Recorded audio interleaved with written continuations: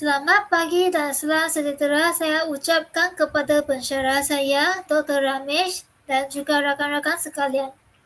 Hari ini saya ingin membentangkan tentang kajian saya yang bertajuk Tahap Pengetahuan dan Kemahiran Guru Pendidikan Khas dalam Pengurusan Tingkah Laku Murid Berkeperluan Khas. Seterusnya saya akan menerangkan sikit tentang latar belakang kajian.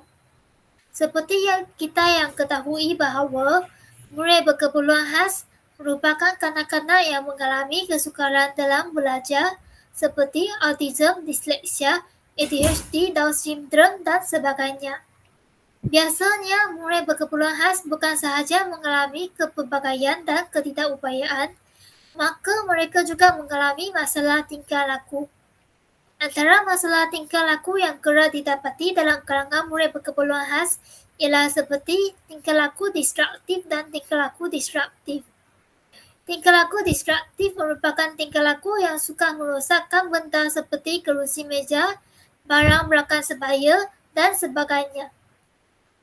Manakala tingkah laku disruptif ialah tingkah laku yang akan memberi gangguan kepada proses pengajaran dan pembelajaran dalam bilik darjah.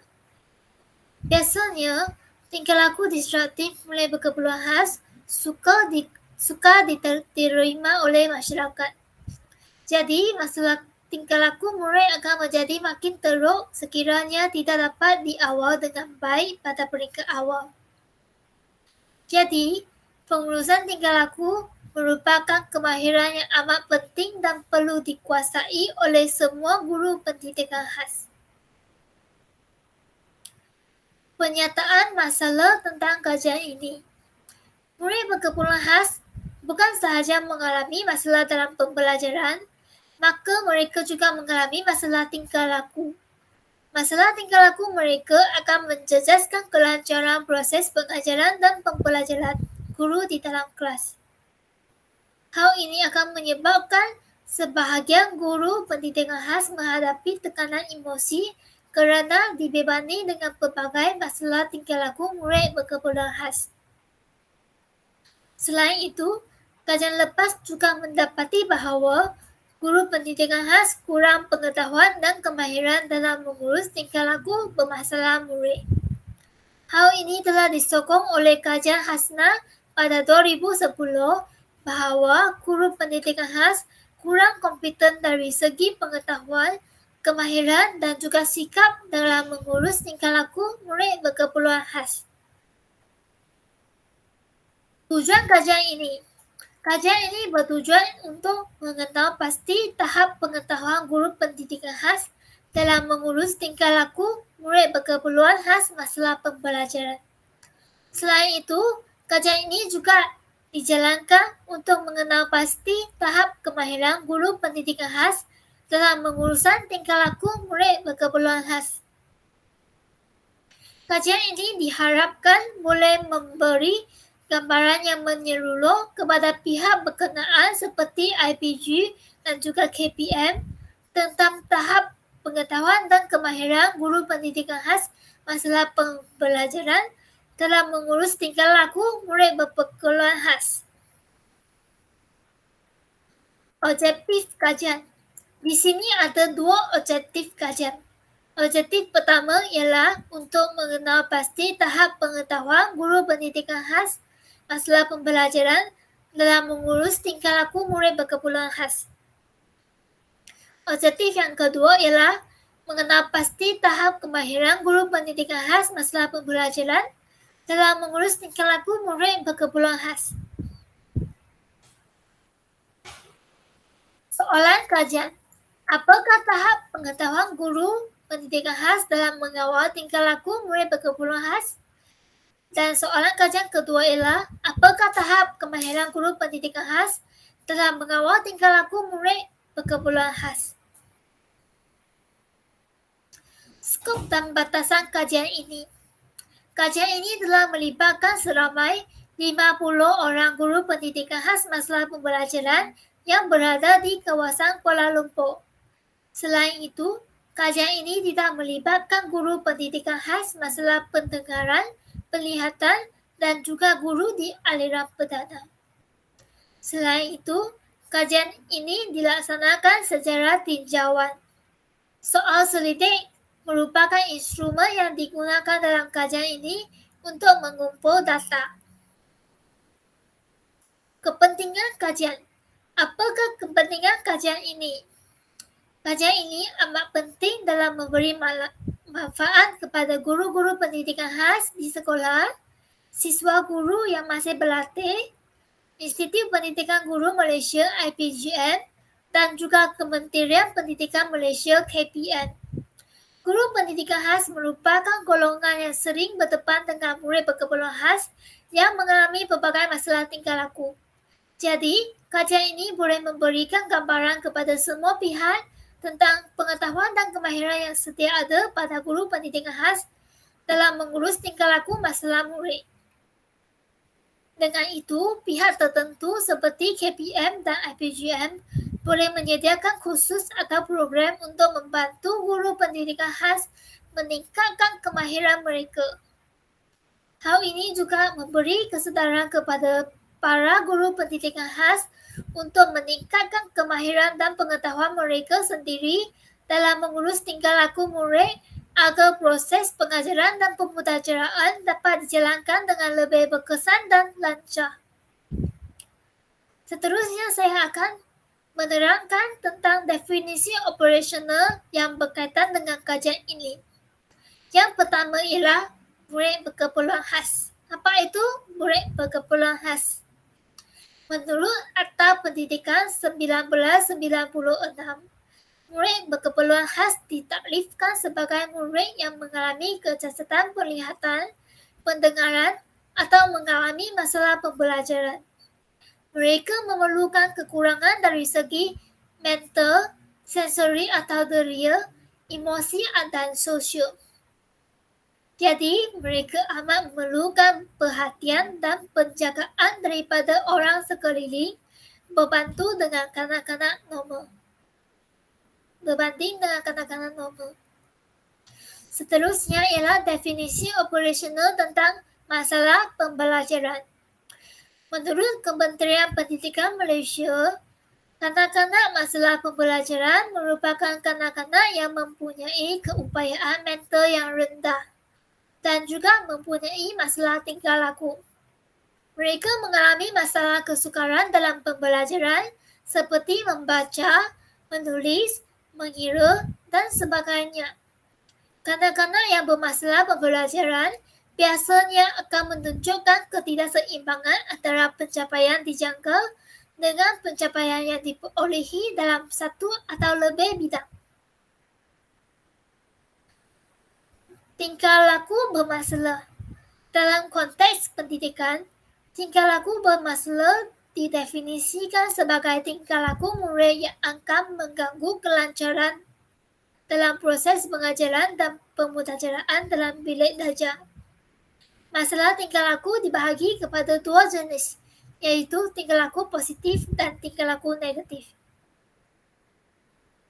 Antara tingkah laku positif adalah seperti sikap ingin tahu, pintar cerdas, proaktif, dan sebagainya. Tingkah laku negatif pula merupakan tingkah laku yang akan memberi gangguan kepada proses pengajaran dan pembelajaran, seperti vandalisme, bergerak sesuka hati, agresif, dan sebagainya.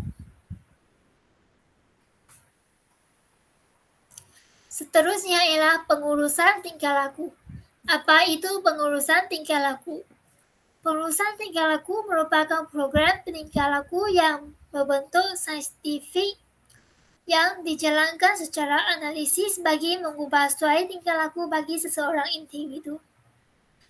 Menurut Dr. Rabia Kua pada tahun 2005 pula mendefinisikan pengurusan tingkah laku sebagai suatu rancangan untuk mengubah suai tingkah laku masalah kepada maklumat tertentu seperti menggunakan kaedah yang sesuai untuk mengubah suai tingkah laku murid. Jadi, pengurusan tingkah laku merupakan suatu kemahiran yang penting dalam membantu guru mengawal kelas supaya dapat melancarkan proses PDP di dalam kelas. Seterusnya saya akan menerangkan sedikit tentang tinjauan literatur yang berkaitan dengan kajian ini.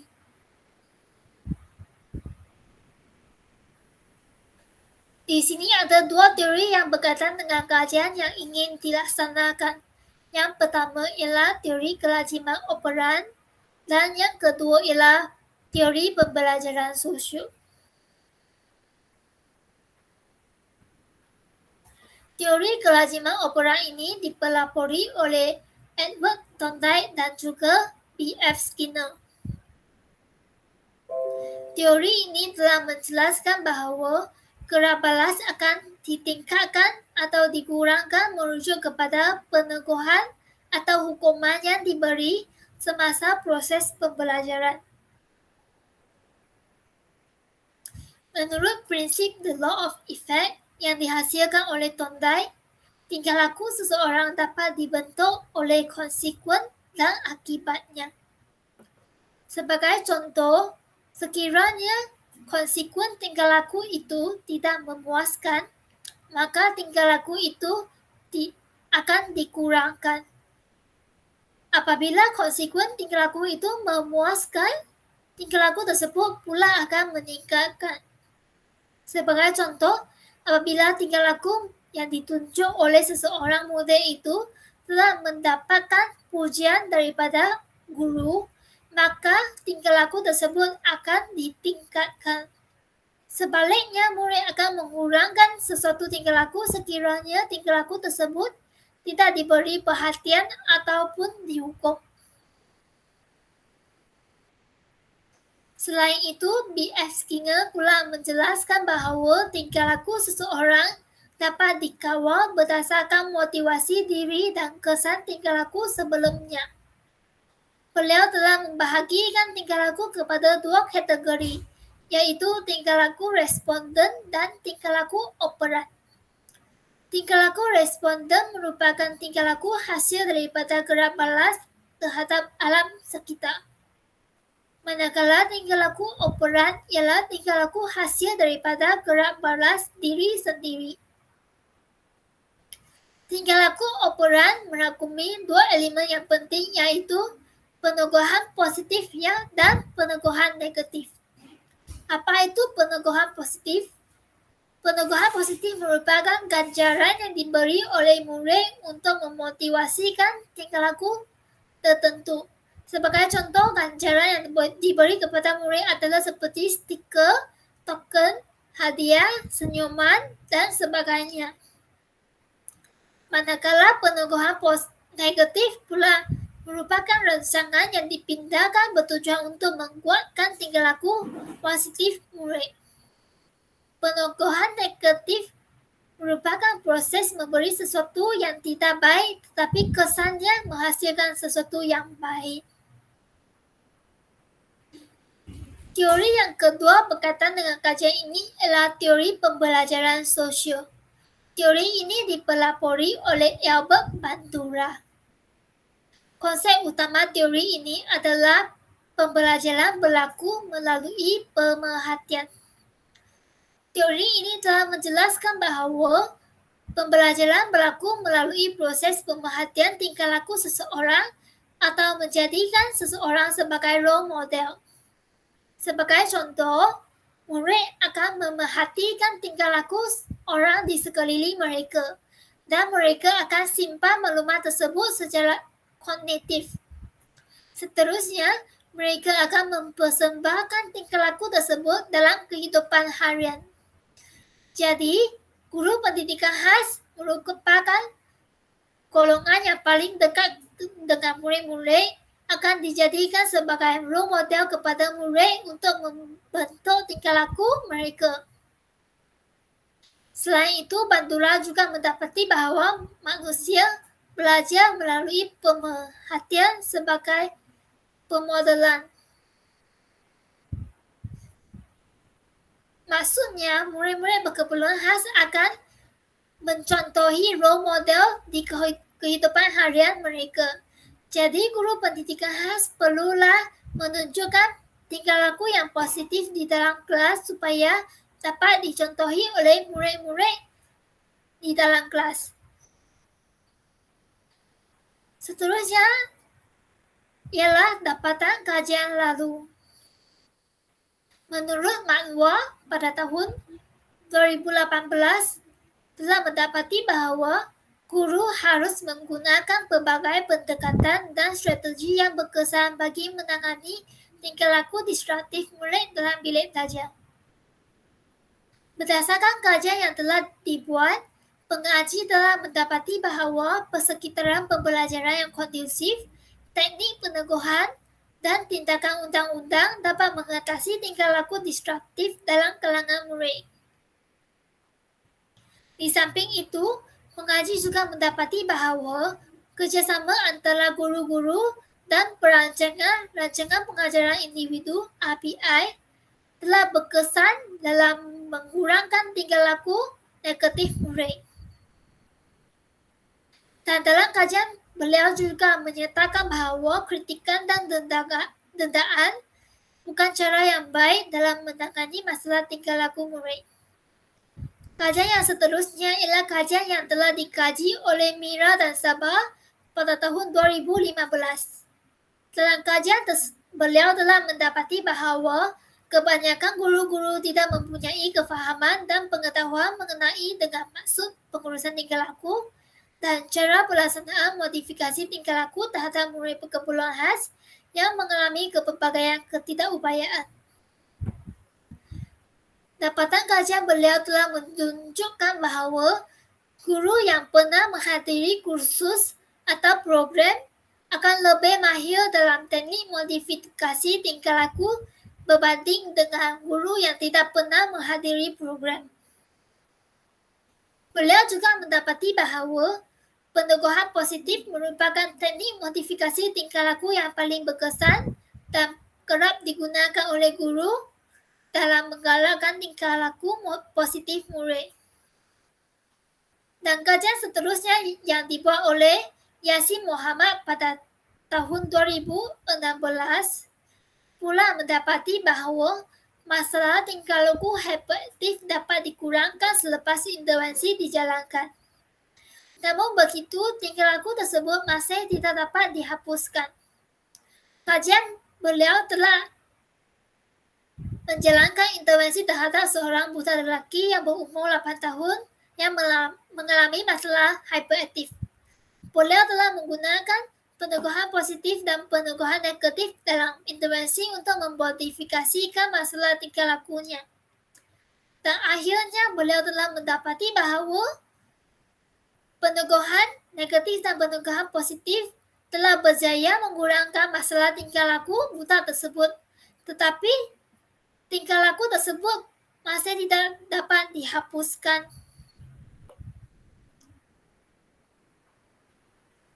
Seterusnya, ini merupakan kerangka konseptual yang berkaitan dengan kajian.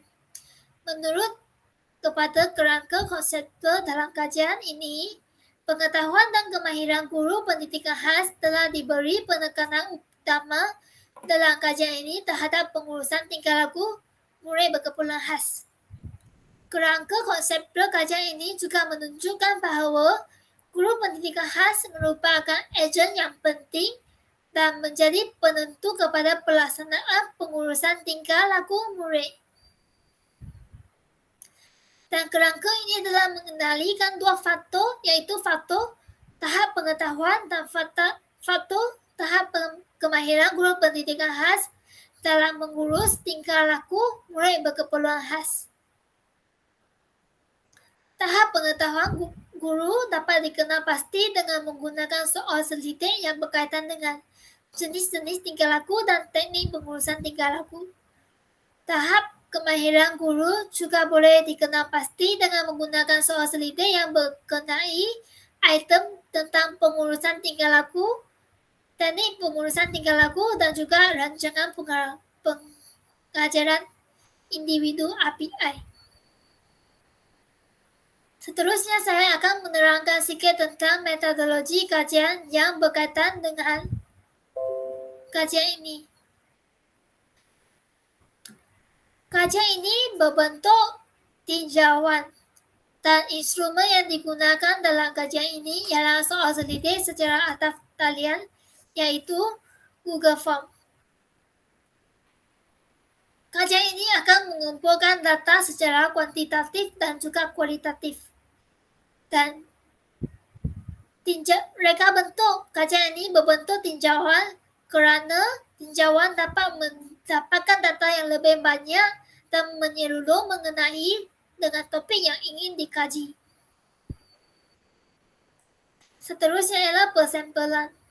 Sampel adalah sebahagian daripada keseluruhan objek yang diambil dan dianggap mewakili seluruh populasi.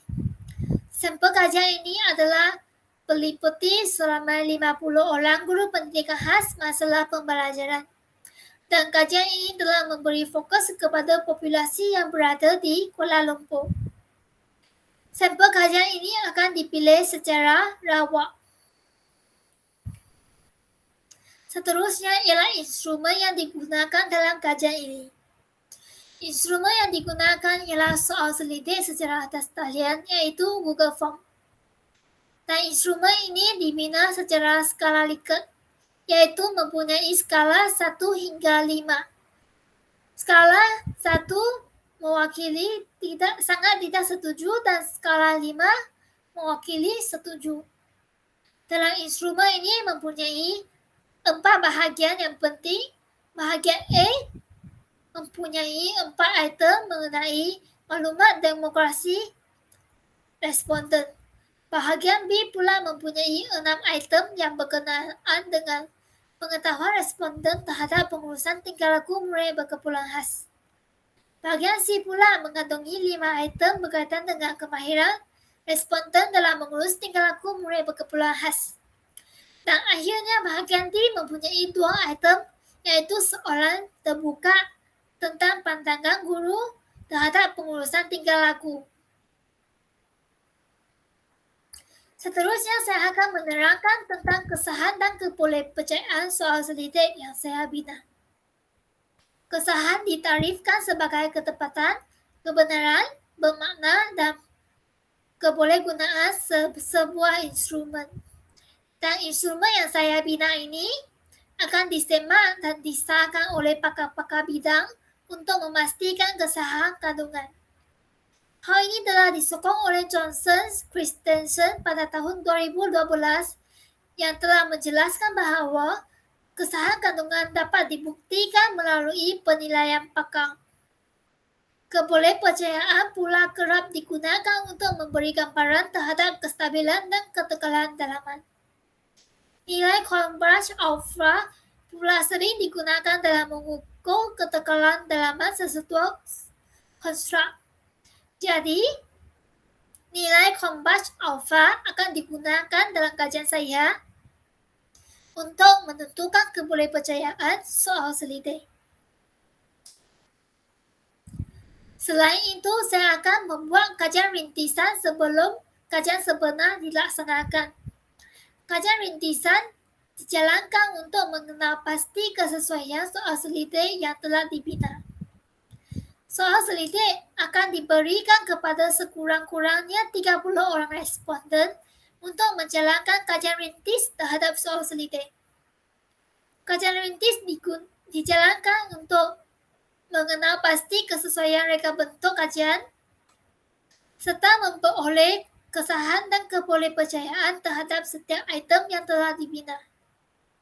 Selepas itu, soal selidik akan diperbaiki berdasarkan maklum balas yang diberi oleh responden dalam kajian rintisan. Seterusnya ialah prosedur pengumpulan data dalam kajian ini. Sebelum ini, kajian rintisan akan dijalankan terhadap 30 orang responden untuk memastikan kesahihan dan kebolehpercayaan soal selidik. Seterusnya, borang soal selidik akan diperbaiki berdasarkan maklum balas dan cadangan yang diberi oleh responden dalam kajian rintisan. Setelah borang soal selidik telah disahkan, soal selidik tersebut akan diedarkan kepada para guru pendidikan khas yang mengajar di sekitar Kuala Lumpur. Akhirnya, pengumpulan data akan dilakukan terhadap 50 orang responden dalam jangka masa 2 minggu. Seterusnya saya ingin menerangkan tentang prosedur penganalisis data. Data dan maklumat yang didapati dalam Google Form itu akan dianalisis dengan menggunakan statistik deskriptif, yaitu kaedah taburan kegerapan dan peratusan. Dalam bahagian B dan juga bahagian C dalam soal selidek pula akan dianalisis dengan menggunakan min dan sisihan piawai untuk mengetahui tahap pengetahuan dan kemahiran guru pendidik khas dalam mengurus tingkah laku murid. Selain itu, perisian statistik SPSS yaitu Statistical Package for Social Science pula digunakan untuk menganalisis data kuantitatif yang diperoleh. Akhirnya, keputusan yang didapati akan dijadikan dalam bentuk jadual berdasarkan frekuensi dan peratusan. Sekian sahaja pembentangan saya tentang kajian proposal saya. Ini merupakan rujukan-rujukan yang telah saya gunakan. Sekian sahaja daripada saya. Terima kasih.